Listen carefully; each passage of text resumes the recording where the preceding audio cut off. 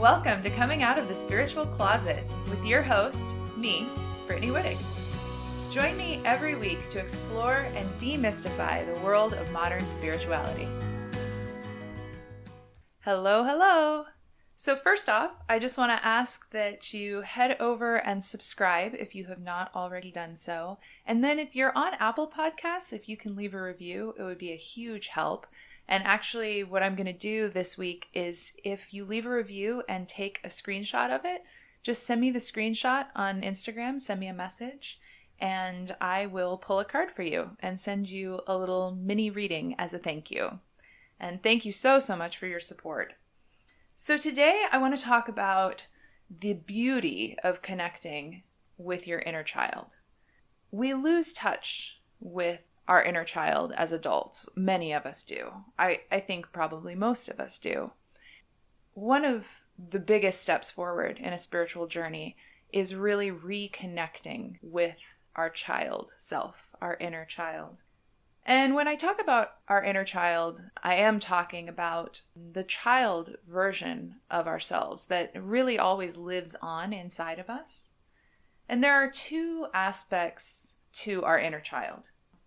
Probably the first one that comes to mind for most people, and what comes to mind for me, is the innocent, playful, fun-loving, no worries, kind of joyful side of our child self.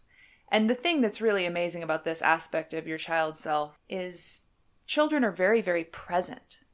They really practice mindfulness. I mean, a child doesn't obsess over the future or the past. They're really in the moment, experiencing the now. Our inner child is one of the places where we can access our ability to be really present in the now. The other aspect of our inner child that is equally important, but I feel like maybe doesn't get as much attention, and that is the shadow aspect of our inner child.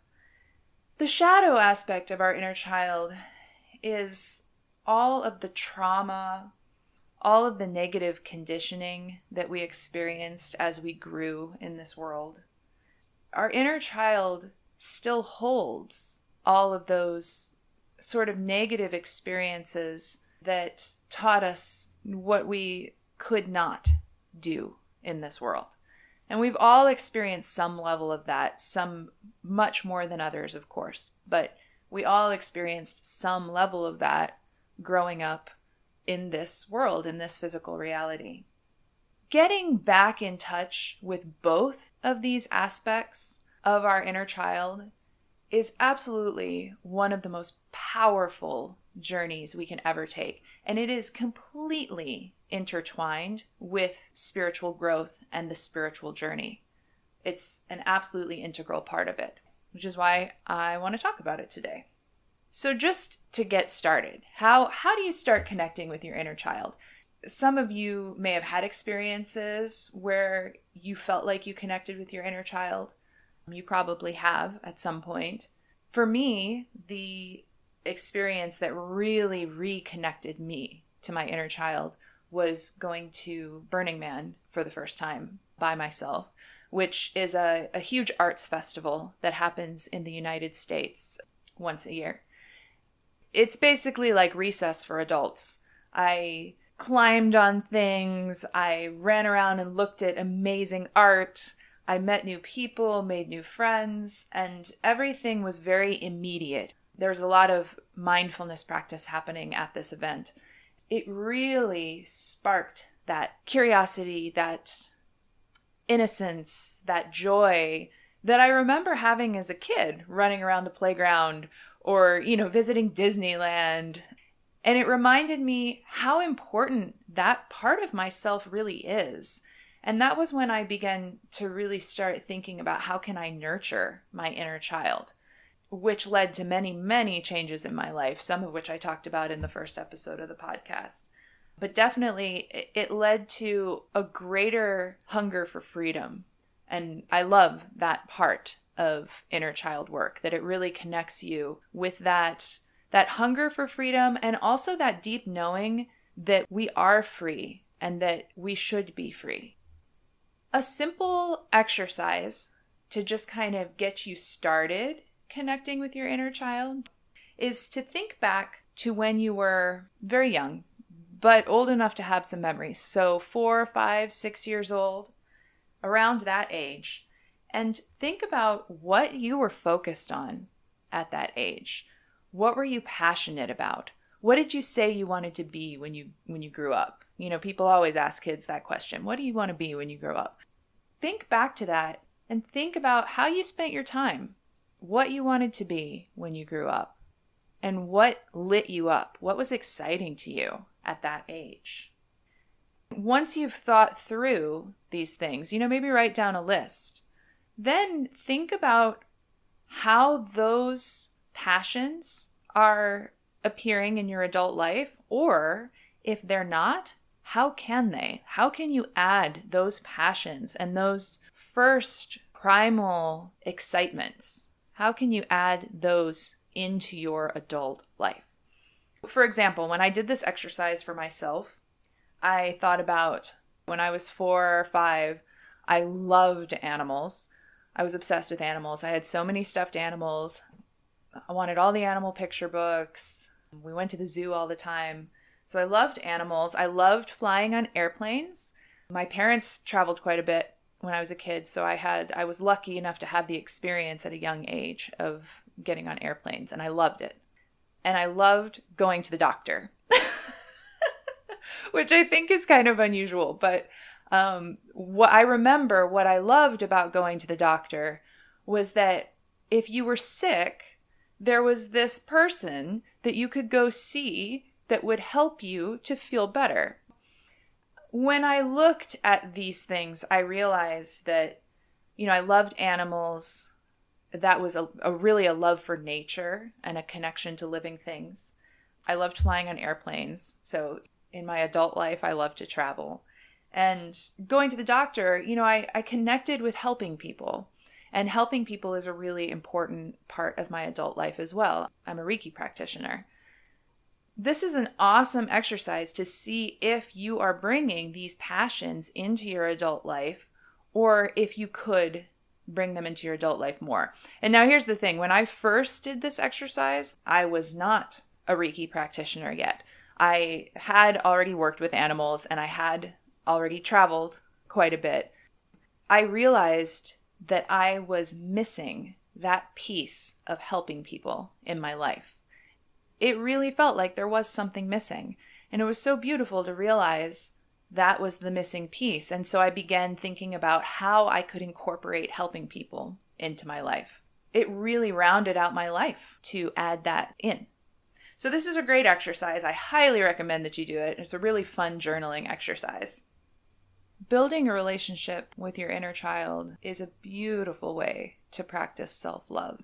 Self-love is such an essential part of personal empowerment. So another important exercise you can do to connect with your inner child is get into a meditative state, a calm, present state.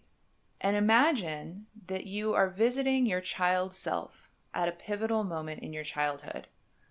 Either good or bad. It can be a really great moment or it can be a really challenging moment. And then talk to your child self. Imagine telling your child self whatever would have been helpful for them at that age. Tell them what you wish someone had told you at that age. Have a conversation with them.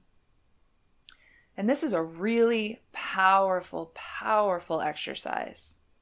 A word of caution about this: if you do choose to visit challenging childhood memories when you do this exercise, it can be a very, very emotional experience. Don't hesitate to reach out for support if you get into the shadow work with your child self. So if you're working with those more challenging memories, it's a great idea to see a therapist or a counselor in conjunction with this work.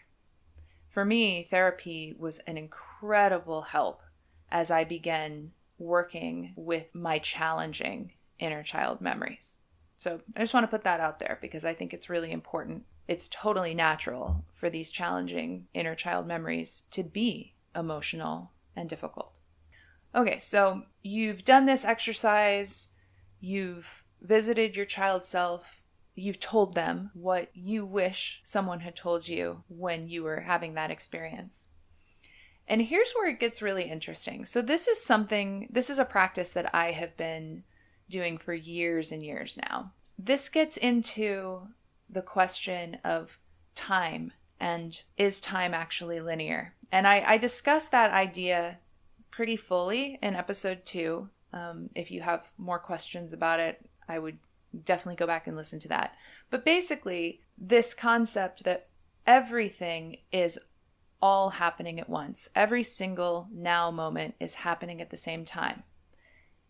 If that's the case, what if this exercise where you go back and speak with your child self, what if it actually has an effect on the you that exists right now? This is something I'm just tossing around, an idea, a possibility, but I do find it really interesting.